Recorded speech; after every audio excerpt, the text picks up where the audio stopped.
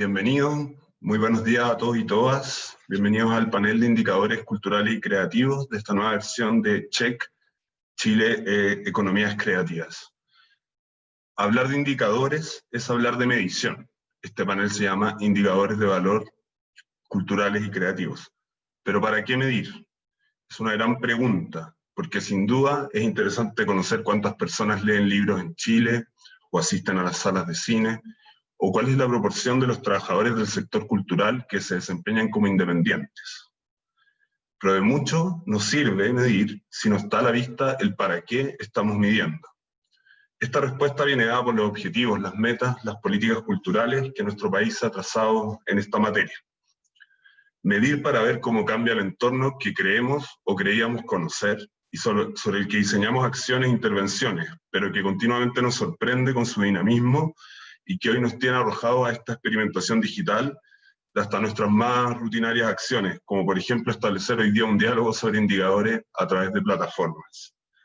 También nos sirve para afinar la vista en aquellos fenómenos de larga data sobre los que aún y especialmente en el campo cultural no tenemos el conocimiento suficiente. De más está decir que no todo, y especialmente en este ámbito, es medible ni debe medirse. Existen expresiones que son únicas, son irrepetibles, y hasta cierto punto toda manifestación cultural exige ser observada mucho más allá de la lógica de medición. Un pequeño paréntesis en esta materia. Lo cultural y lo creativo son mundos que comparten muchos elementos, pero no son esencialmente lo mismo. Aquello que define a la cultura como conjunto de rasgos, muchas veces expresado en manifestaciones, objetos y servicios, donde la creación es uno de sus elementos constitutivos y distintivos, tiene un sentido mayor, que es ser portadora de un simbolismo, de sentido y proyectar nuestras identidades, esas identidades que nos definen, nos redefinen y nos hacen creer en cosas distintas, querer hacer algo o no querer hacerlo, que hacen del mundo algo más complejo, de todas maneras, y a su vez más rico y diverso. Como suele decirse, la cultura es un posibilitador del desarrollo humano, pero también lo constituye.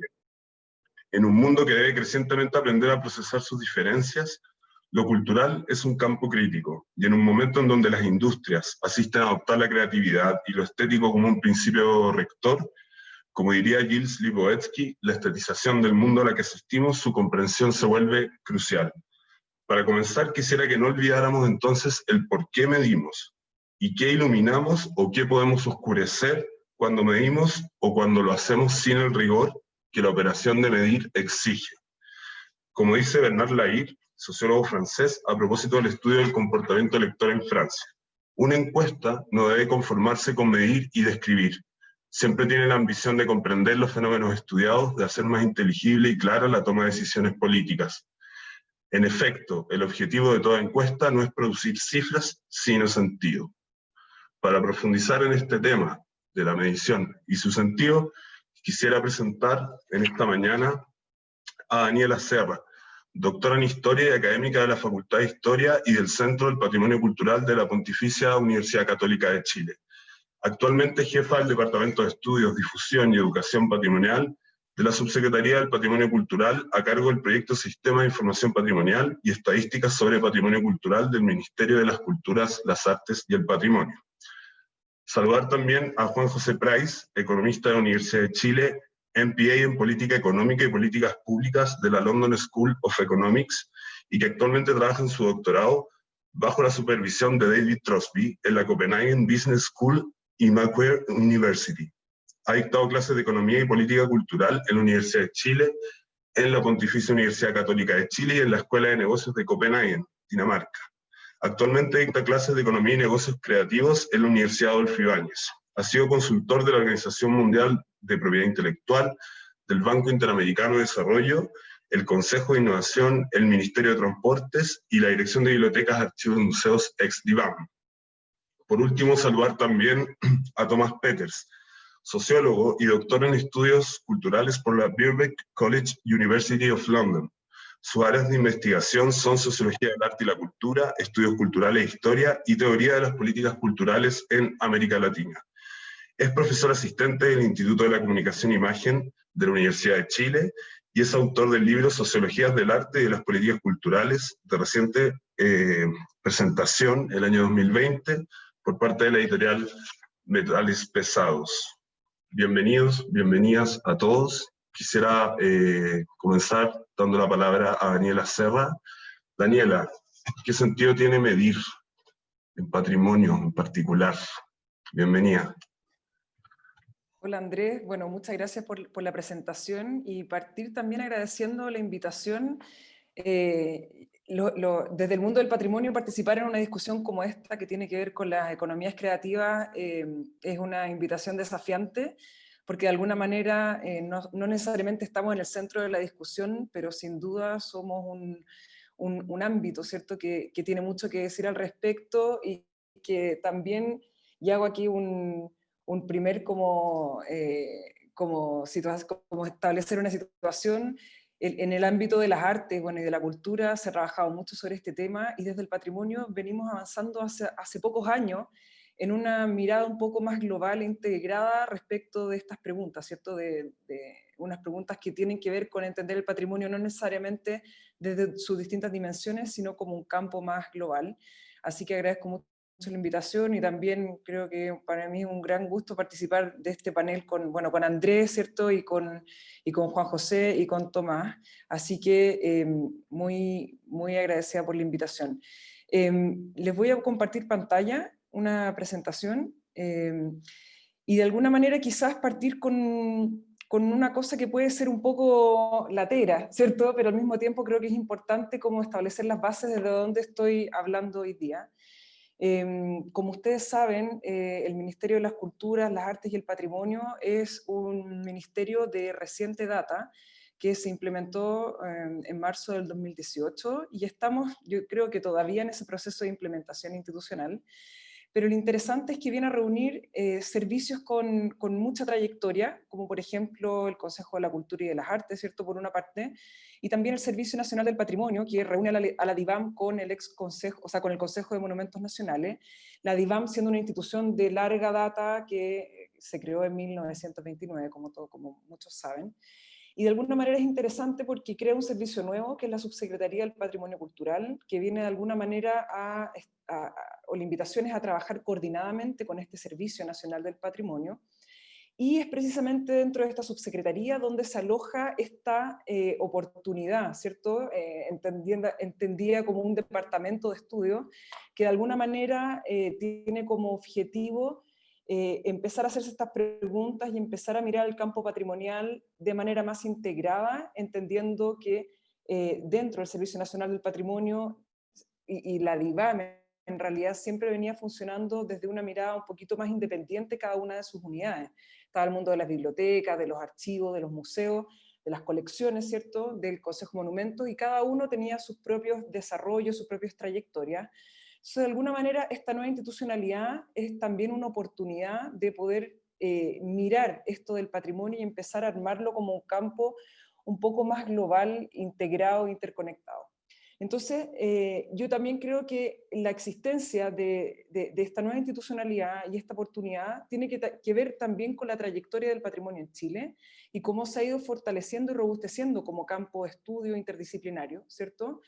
Y en eso se crea un departamento de estudios, que es el proyecto que me toca liderar por ahora, y es muy interesante porque de alguna manera al tener la oportunidad de armar un área de estudio, ¿cierto?, del patrimonio, un poco las preguntas que hace Andrés son las preguntas que nos hemos hecho durante estos 2 años, ¿cierto? ¿Qué queremos medir, ¿cierto? ¿Qué queremos investigar? ¿Qué preguntas necesitamos hacernos y cuáles también tenemos que responder?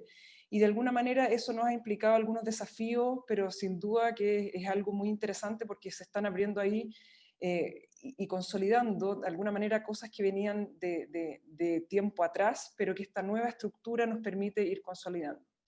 Y también, como dice Andrés, que en la cultura no se puede medir todo. Bueno, en el patrimonio es particularmente complejo eso, porque sabemos que el patrimonio es entendido como este conjunto de bienes tangibles e intangibles, ¿cierto?, que forman parte de prácticas sociales a los que se les atribuye valor y significado, y que esos significados y valores son complejos, son polémicos, ¿cierto?, están en discusión, en debate, y por lo tanto no son atributos o significados que están dados de una vez para siempre, sino que están siempre en discusión y están en tensión. Y bajo ese entendimiento podemos entender que el patrimonio se conforma a través de un proceso social y cultural permanente de atribución de valores y significados, y por lo tanto entendemos que el patrimonio ya no es solamente un producto, como se entendió durante mucho tiempo, ¿cierto? Bienes, materiales y luego también prácticas y bienes intangibles, sino que también el patrimonio es un proceso, ¿cierto? Y de hecho hay una palabra que define ese proceso, que es la patrimonialización. Pero también hemos estado poniendo el foco cada vez más en la relación entre estas prácticas y bienes y las personas que atribuyen estos significados. Y esto también nos ha permitido ir ampliando las investigaciones y la mirada en torno a la relación entre las personas y estos bienes y prácticas patrimoniales, ¿ya? Por lo tanto, las preguntas a responder en este ámbito obviamente no son sencillas, pero sí es interesante que de alguna manera también hemos transitado respecto de cuáles son las preguntas principales que han orientado el ámbito del patrimonio. Durante muchas décadas, la pregunta principal fue ¿qué es patrimonio? Y bajo esa pregunta entender dónde está, en qué condiciones de conservación, cuánto es, cómo se distribuye, cuáles son sus características, cuál es su historia, etcétera, ¿cierto? Y esa fue la pregunta principal que guió el ámbito de lo patrimonial durante mucho tiempo.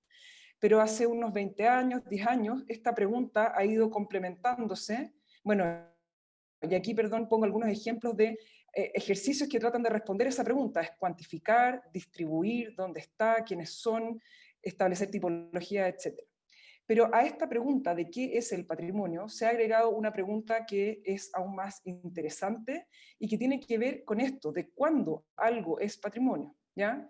Y de alguna manera, aquí es donde entramos en este proceso, en donde un bien o una práctica en algún momento dado adquiere la condición de patrimonio, ¿cierto? Y tratar de entender ese fenómeno es muy complejo porque es muy dinámico y de alguna manera está sucediendo. Y vemos ejercicios como este. Por una parte, el ejercicio de empezar a coleccionar, ¿cierto?, algunos registros, ¿cierto?, de la cultura material, de las protestas que se produjeron en Chile a partir del 18 de octubre del año pasado, pero también respecto de cómo los museos y los centros históricos y de investigación también están colectando los objetos de la pandemia. Entonces también se ha ido estrechando en el tiempo lo que vamos entendiendo por patrimonio, ¿cierto? En donde el valor histórico va avanzando, ¿cierto? Y va ganando espacio el valor social de contemporaneidad y el valor cultural. Pero volviendo un poco, y este contexto general para dar algunas líneas, desde el Estado, ¿cierto? Desde el Ministerio de las Culturas, hemos entendido que las brechas de información, ¿cierto?, sobre el patrimonio y su dispersión son una dificultad para gestionar el patrimonio, para tomar decisiones, para formular, monitorear y evaluar las políticas y programas públicos en la materia. Por lo tanto, hemos entendido que tenemos que avanzar en establecer mejores, ¿cierto?, sistemas de información, contar con mejores datos, etc. Y es algo que también ya identificó la Política Nacional de Cultura, en donde establece, ¿cierto?, de que existen deficientes sistemas de registro e información cultural, y también que existe una heterogeneidad de la información y la difícil comparabilidad que eso significa. Entonces, las estrategias que hemos tomado como departamento, ¿cierto?, desde el ámbito del patrimonio, tiene que ver con tres temas. Por una parte, con tratar de contar con una infraestructura de información integrada sobre patrimonio cultural, desafío mayúsculo, ¿cierto?, y que suena un título muy bonito y desafiante, pero yo creo que tiene más desafíos de los que uno podría pensar. Luego, todo un trabajo de disponer de datos, estadísticas e indicadores patrimoniales producidos y sistematizados a partir de metodologías comparables, que eso ha sido también un trabajo bien como soterrado y muy importante que es de larga data. Y finalmente, una parte fundamental que tiene que ver con la implementación de estrategias para difundir y visualizar esta información, tanto para la toma de decisiones como para distintos tipos de usuarios. Y para estas estrategias hemos elaborado o trabajado en distintos proyectos, como por ejemplo el Sistema de Información Patrimonial, que es un sistema que viene a tratar de articular este universo de unidades del Servicio Nacional del Patrimonio y de la Subsecretaría del Patrimonio que gestionan, producen información sobre patrimonio, ¿ya? Y por lo tanto ven acá una diversidad desde pueblos originarios, patrimonio inmaterial, hasta los museos nacionales, bibliotecas, archivos, consejos, monumentos, etc. Entonces, actualmente estamos diseñando este sistema con el objetivo, como decía, de poder contar eventualmente con información organizada e integrada sobre el sector para facilitar el análisis, acceso y usabilidad, ¿cierto? Y para ello hemos estado trabajando en un diagnóstico sobre información patrimonial a nivel nacional, lo que nos ha dado a entender que información hay y mucha, pero está muy dispersa y de poco acceso, ¿cierto? Y estamos ahora en la fase de este diseño co-creativo de cuáles son los componentes y objetivos de este sistema. Por otra parte, contarles, sé que se me va acabando el tiempo, muy cortito, de cómo hemos trabajado también en mejorar las estadísticas del Día del Patrimonio Cultural. ¿Y por qué es importante? Porque es, de alguna manera, la actividad cultural y patrimonial más importante, de mayor alcance que hay en el país, ¿cierto? Y hasta hace un par de años, la metodología a través de la cual se contaba no tenía necesariamente un diseño metodológico que pudiera hacer que los datos fueran comparables en el tiempo, por ejemplo, y hemos estado trabajando precisamente en establecer una metodología que nos permita de aquí en adelante contar con información verídica, ¿cierto? Y comparable sobre esta actividad, que nos da información muy interesante sobre organizaciones, sobre actividades y sobre visitas. Y acá un poco de los resultados del informe del 2019, vamos a lanzar ahora el informe del 2020, pero precisamente entendiendo que es la actividad que reúne a todo el mundo del patrimonio. Y finalmente una última y tercera iniciativa que hemos estado llevando adelante, que tiene que ver con el reporte de los indicadores para la Agenda del Desarrollo Sostenible, y que hay una meta que tiene que ver con las ciudades y comunidades sostenibles, y hay un indicador específicamente que tiene que ver con el gasto público y privado en patrimonio cultural y natural, y que ese es un reporte que hasta ahora como Estado de Chile no lo hemos podido reportar, ¿cierto? Por distintas razones, y este año empezamos un trabajo, ¿cierto?, con la oficina de la UNESCO de Santiago para establecer una alianza que nos permita tener una asistencia técnica de ellos para implementar un plan de trabajo que nos permita reportar este indicador en el mediano plazo a UNESCO. Entonces, bueno, lo dejo hasta acá porque sé que el tiempo es escaso y muchas gracias nuevamente. Muchas gracias, Daniela, por la exposición. Sin duda, muchos de los desafíos que Daniela comentaba desde el mundo del patrimonio son compartidos también desde la Subsecretaría de las Culturas y las Artes, cuyo departamento de estudios yo lidero. Y solo en ese sentido señalar que el desafío de una infraestructura de información, que suena algo tan técnico, tan, digamos, oscuro y no tan asible, es un desafío enorme y tiene mucho que ver con el mundo de las categorías, de las definiciones, cuáles son nuestras categorías rectoras desde el mundo cultural, cómo van cambiando esas categorías, cómo es bueno que cambien y cómo también es necesario que tengan una cierta estabilidad en el tiempo para poder tener un acuerdo sobre qué medir.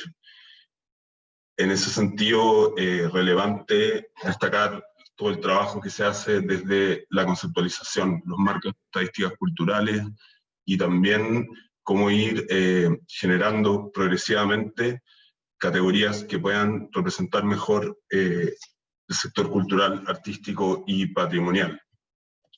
Juan José Price, ¿cómo estás? Vamos contigo. ¿Me escuchan ahí? Sí. Ya, hola a todos. Gusto estar con ustedes. Mire, yo la verdad es que no tengo ninguna presentación. Me hice un punteo aquí de algunas cosas. Estuve conversando la otra vez con Andrés y preparamos ahí algunas cosas interesantes. Espero que sean interesantes. Mire, básicamente yo me quiero concentrar en qué queremos medir y para qué.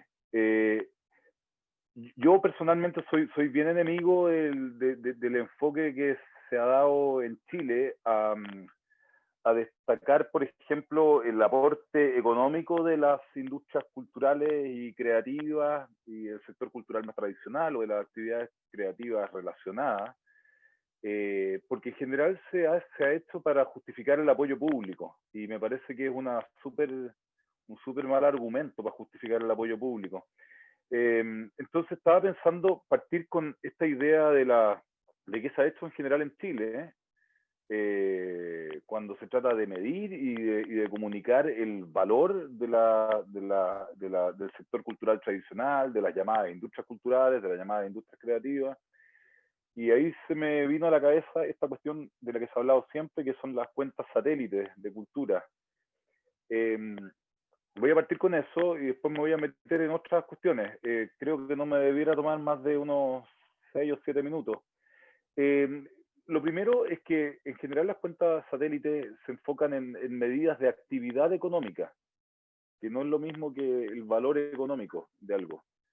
O sea, el valor económico de algo tiene que ver con el aporte de ese algo al bienestar social. Pero en el caso del sector cultural hay un montón de cosas que por definición no tienen precios y no tienen mercado, y hay muchos beneficios de las actividades culturales que no se transan en un mercado y que tienen que ver con aportes al bienestar que tienen una naturaleza más intangible.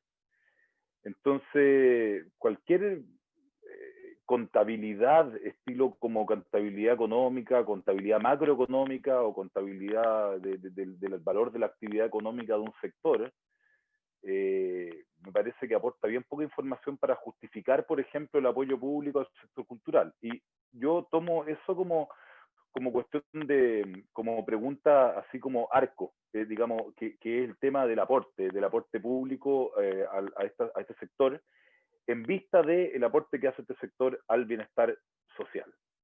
Entonces, yo estaba pensando en estas cuentas satélites, porque en general hablan del aporte al PIB, del aporte al empleo, de las inversiones, y esa cuestión yo encuentro que es bien poco relevante para justificar el apoyo público. ¿Ah? Y creo que eso es interesante para nosotros, que desde distintos sectores estamos preocupados de eso, de cuál es el aporte, el apoyo público que se le da a estos sectores.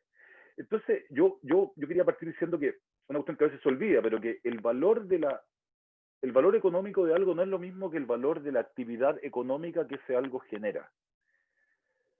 Entonces, que a mí me digan, por ejemplo, que el sector cultural representa el X% del PIB, o el sector cultural genera tanto empleo, y que por lo tanto el Estado tiene que apoyarlo, no, la verdad es que me parece que es un razonamiento que no tiene ninguna lógica, y que es bien difícil apoyar ese razonamiento y justificar esas razones para el apoyo público. Entonces, por ejemplo, pongo el siguiente ejemplo. De repente dicen, el sector cultural genera tanto del PIB y está creciendo, y por lo tanto hay que apoyar al sector.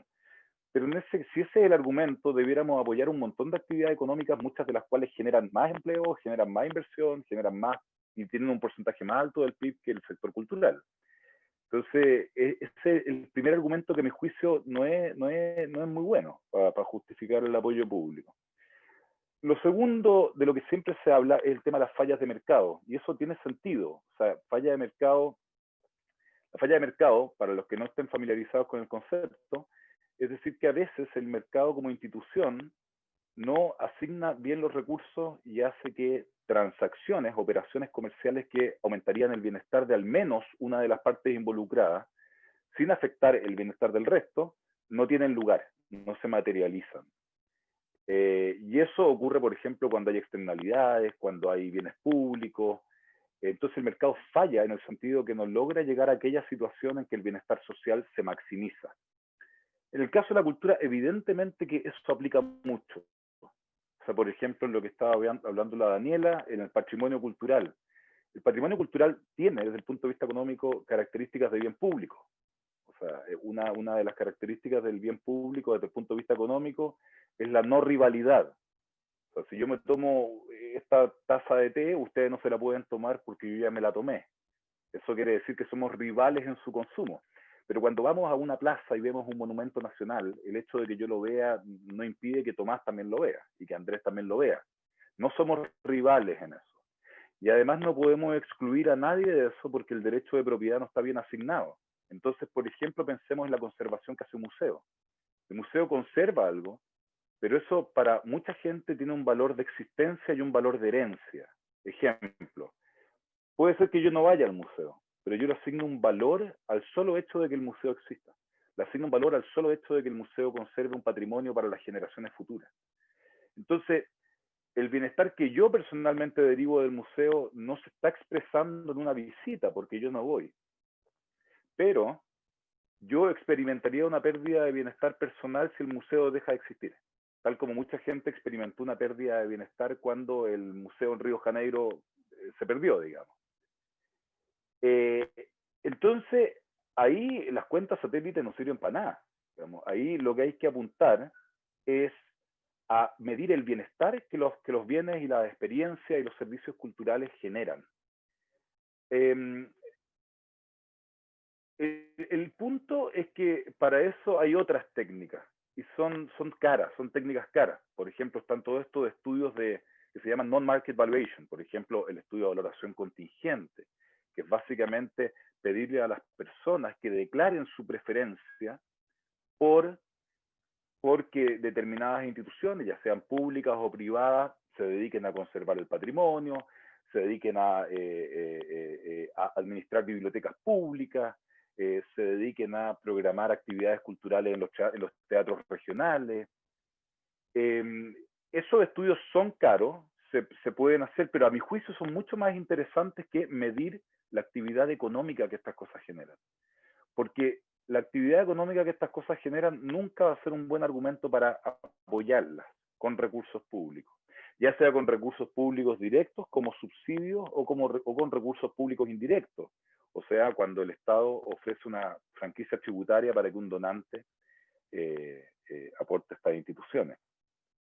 Entonces, esta presentación tiene más que ver con cuáles son los argumentos desde el punto de vista del valor de este sector para que todos lo apoyemos colectivamente.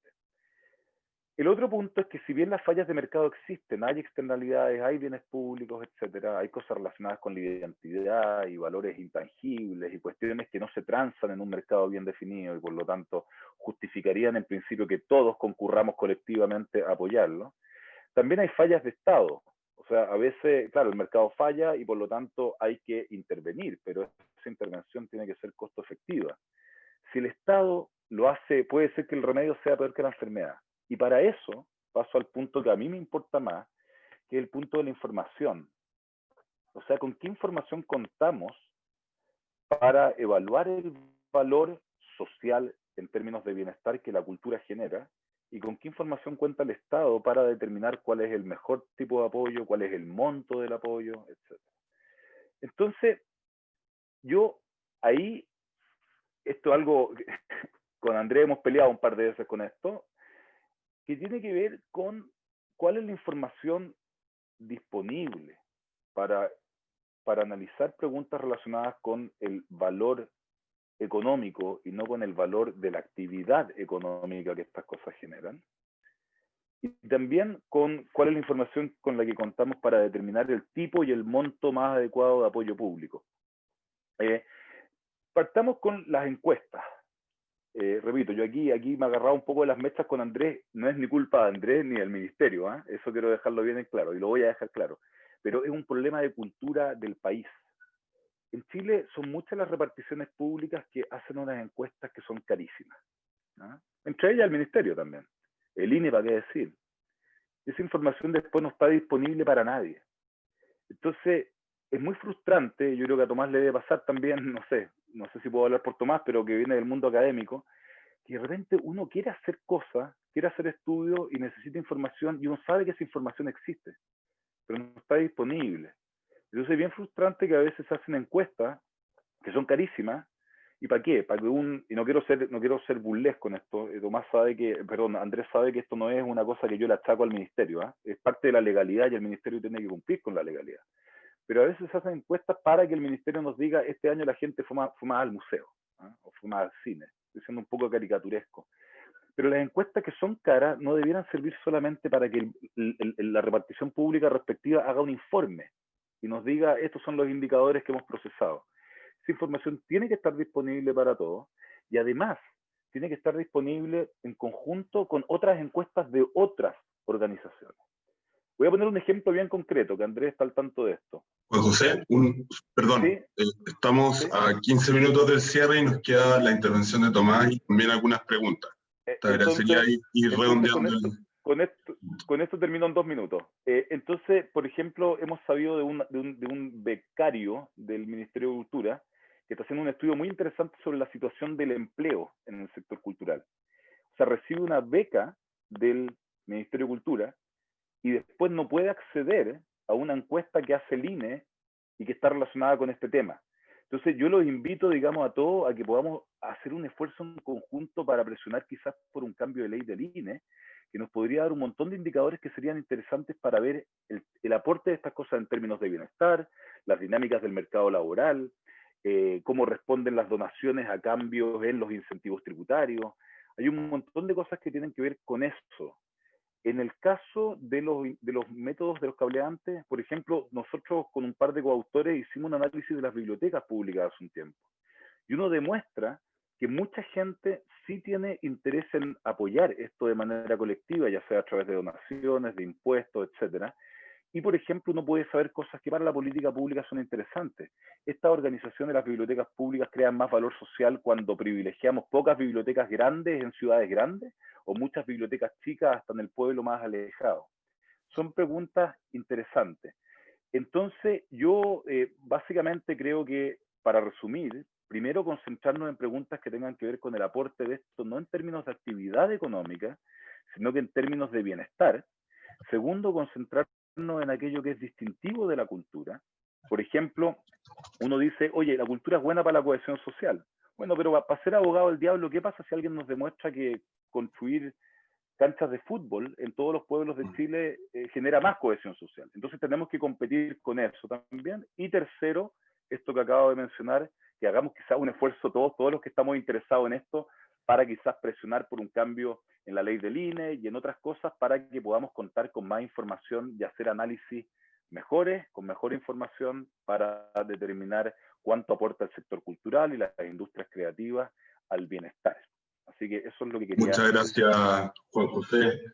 Muy de acuerdo respecto a la necesidad de modernizar y tener una legislación conforme a las necesidades de la investigación, muy importante, y también el balance ahí con la seguridad de la información, los datos personales, un tema muy relevante al día de hoy. Tomás, sin preámbulos, toda tuya la palabra. Hola Andrea, bueno, muchas gracias por el pase. En primer lugar quisiera agradecer la invitación a este seminario. Me parece muy importante que este tipo de instancias existan y sobre todo que partan discutiendo la pregunta por los indicadores, ¿no? Al mismo tiempo quiero manifestar que estoy muy contento de estar con Daniela y con Juan José, con quien hemos hablado y hemos discutido también este tipo de cosas, y que vemos la importancia de la investigación y la reflexión en estos ámbitos para la toma de decisiones. Lo que yo voy a exponer es básicamente una breve revisión histórica, muy breve, de lo que conocemos sobre cuáles son los indicadores que están vinculados al mundo de la cultura y su relación con la sociedad. Y en la segunda parte, muy breve también, voy a abordar algunas investigaciones que yo he trabajado y que creo que ayudan un poco en pensar esa detección. Un elemento importante es que cuando uno revisa la literatura sobre los procesos de levantamiento de indicadores de valor del ámbito cultural y creativo, etc., uno advierte rápidamente que desde los 90, desde hace 30 años atrás, ya existía a nivel internacional y sobre todo Australia, Canadá, los países que nosotros conocemos entre comillas como el primer mundo, ya habían advertido el interés político por comprender el impacto social, económico, tanto en las personas como en las comunidades de las artes. Es decir, ya llevamos cerca de 30 años de aprendizajes sobre indicadores que permiten poder ir demostrando cuáles son los aspectos que, entre comillas, se ven intervenidos en las comunidades y en las personas cuando la sociedad invierte en cultura en general, en arte. Y esta información ha sido principalmente muy útil para la toma de decisiones, y algo que tanto Daniela como Juan José lo ponen aquí presente. Y es que uno de los elementos más importantes que se ha observado en la toma de decisiones es que la gestión del conocimiento es quizás uno de los mayores déficits que las instituciones públicas tienen al momento de poder construir una política pública que tenga, entre comillas, densidad argumental de su implementación, ¿no? Pero no solo las políticas públicas, sino que también las instituciones, los espacios culturales, los museos necesitan información. Y los estudios que yo he realizado aquí en el contexto nacional advierto rápidamente de que generalmente el conocimiento no es un elemento que está de la mano con la toma de decisiones. Entonces uno tendría que pensar de que el levantamiento de indicadores podríamos forzarlo a que sea un sistema de aprendizajes para que se tomen decisiones dentro de estos espacios. Un sistema de aprendizaje, ¿por qué? Porque levantar información no es simplemente, como bien dijo Juan José, decir cuántos van más y cuántos van menos, sino que sobre todo tratar de demostrar, exhibir el argumento principal, y es que la cultura, lo que tenemos por arte y en general el patrimonio y el acceso a los elementos creativos de la sociedad produce bienestar social. ¿Cuáles son los indicadores más conocidos dentro de las investigaciones sobre impacto social de las artes? Y un libro que yo siempre aquí comento, que es el clásico de Leon Bielfort y compañía, que es el famoso libro El impacto social de las artes, es que principalmente ¿qué es lo que estos producen? Bueno, promoción de la cohesión social, como decía bien Juan José, la renovación de comunidades y territorios, la prevención de crisis y de resiliencia en las comunidades. Se dice que la cultura, la creatividad tiene un fortalecimiento en las identidades y el reforzamiento de los sentidos de civilidad dentro de las mismas. También reduce los niveles de violencia urbana, acelera el desarrollo humano, incrementa vínculos con las diversidades territoriales y comunitarias. Y también un elemento muy importante, se dice que la cultura y las artes en general crean empleo, ¿no?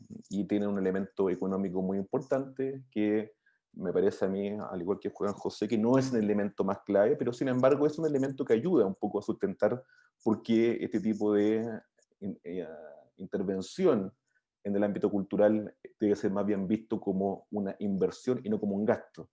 ¿Sí? Elemento que hemos estado en la última semana, me imagino todos nosotros presentes en ese problema, ¿no? La tensión entre gasto e inversión. Y sabemos todos los que estamos aquí presentes que cuando hablamos de cultura no hablamos sino de una inversión, ¿no? No es un gasto. En el ámbito económico, por ejemplo, sabemos que lo bueno que tiene el ámbito de la cultura es que genera trabajo en distintas clases sociales y que también es un sector que favorece a jóvenes y mujeres por sobre gran parte de otras áreas, ¿no? Pero todos estos elementos que yo les he dicho acá, uno se dice, sí, se ve muy lindo y en realidad es retóricamente muy fácil de señalar de que este tipo de indicadores son, entre comillas, observables en el nivel de intervención pública en cultura. ¿Qué es lo que hemos hecho como investigadores con distintos equipos de investigación que yo he trabajado en la historia? Han sido principalmente dos estudios que hace casi más de 10 años hemos trabajado, hemos tratado de reforzar y que estimo que siguen siendo un insumo importante para pensar este tipo de temas. Uno de ellos fue un estudio que a mí me encantó mucho y que quiero reforzar acá, es la evaluación de impacto de Balmaceda Arte Joven, ¿no? Un centro cultural, un espacio educativo que ya lleva bastante tiempo implementándose en Chile, que es como permanentemente castigado por las políticas culturales en Chile. ¿Qué es lo que fue lo que observamos en este espacio cultural, ¿no? Es que a través de 7 indicadores logramos demostrar que la gente que pasaba por este tipo de espacios creativos, que son, como ustedes saben, talleres artísticos para jóvenes que buscan una experiencia artística, es que le permite no solo conocimiento y formación para la vida, sino solo le entrega conocimientos para construir su reflexión sobre arte y sociedad, y en general lo creativo. También hay un elemento de autocultivo y complejización y diversificación de nuevos accesos y nuevas lógicas de gusto culturales.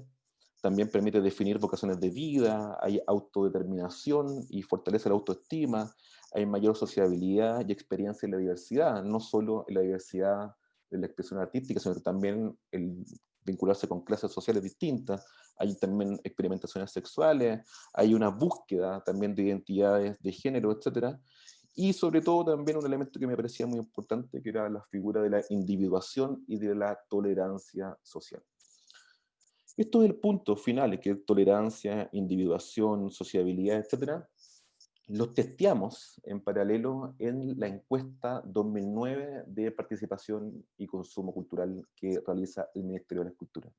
En esa investigación, que fue hace 10 años atrás, nosotros con un equipo de investigadores logramos incorporar un módulo completo para poder, entre comillas, intentar demostrar cuáles son los vínculos, que nosotros teóricamente le llamamos afinidades selectivas, entre mayor acceso a la cultura, las artes, patrimonio, y otras formas de pensar lo social, o de experimentar lo social.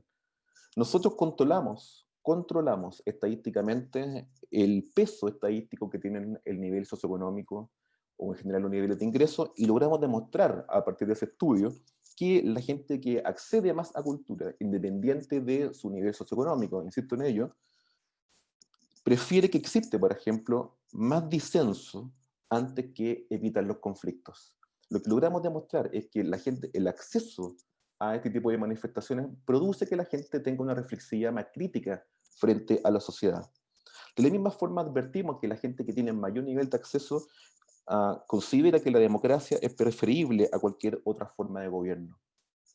También encontramos, por ejemplo, que la gente que tiene más acceso, independiente de su nivel socioeconómico, considera que el rumbo de su vida ha sido el resultado de sus decisiones personales antes que de las circunstancias que le ha tocado vivir. Lo mismo vivimos con sociabilidad. La gente que más accede también tiene mayor vínculos con su comunidad, tiene más vínculos con su entorno, considera que salir en conjunto hacia la vida urbana, hacia la vida de su territorio, también es un elemento más importante. ¿Por qué yo refuerzo esta investigación? Es porque nos demuestra que a partir de un instrumento, como bien decía Juan José, es una encuesta carísima, es tratar de demostrar que la cultura y en general lo que entendemos por arte y creatividad produce formas de reflexividad social. Y eso es uno de los elementos fundamentales que cualquier indicador debería establecer como un criterio básico de política pública en cultura, ¿no? Y termino diciendo de que este tipo de investigación, este tipo de informes que interpelan, que ofrecen antecedentes, también pueden ser negativos, ¿no? De hecho, uno puede observar que comúnmente uno considera que la cultura es un elemento muy lindo y muy importante para la sociedad, pero, y aquí les tiro un tip para que puedan discutir más adelante, en el último libro de David O'Brien, que es un inglés, que se llama Cultura es mala para ti, ¿no? Culture is bad for you, Inequality in the Cultural and Creative Industries, él demuestra que, según la investigación empírica, el mundo de la cultura, más que permitir todos estos elementos a nivel estructurales, más bien refuerza la desigualdad social. Y cuando uno ve ese tipo de elementos, uno tiene que hacerse la pregunta entonces, bueno, hay que hacer más investigación, pero también hay que tener en cuenta de que la cultura no es simplemente un bien de consumo, como bien decía Juan José, sino que la importancia que tiene es que si esta refuerza las estructuras de desigualdad, perdemos todos. Y eso es lo que no hay que hacer. Gracias, Andrea. Tomás, bueno, las preguntas del público que han llegado, yo me comprometo a hacérselas llegar a los panelistas, no vamos a tener tiempo de abordarlas, tampoco vamos a tener tiempo de conversar, no hemos tenido tiempo para nada, pero ha sido muy interesante escuchar las tres exposiciones, todas muy valiosas y diversas, lo que hace que sea aún más interesante. Creo que la reflexión de Tomás respecto a esta doble mirada, a ciertos indicadores que pueden parecer de una forma y en realidad requieren vueltas y aristas, es también un elemento muy rescatable y muy importante de lo que es la reflexión sobre lo que se está midiendo y por qué se está midiendo y el sentido que eso tiene. Agradecer a Daniela Serra, Juan José Price y Tomás Peters. Seguro que nos va a quedar mucho paño por cortar en alguna otra ocasión en que nos podamos reunir. Agradecerle también al público que nos ha estado escuchando y despedirnos de este panel.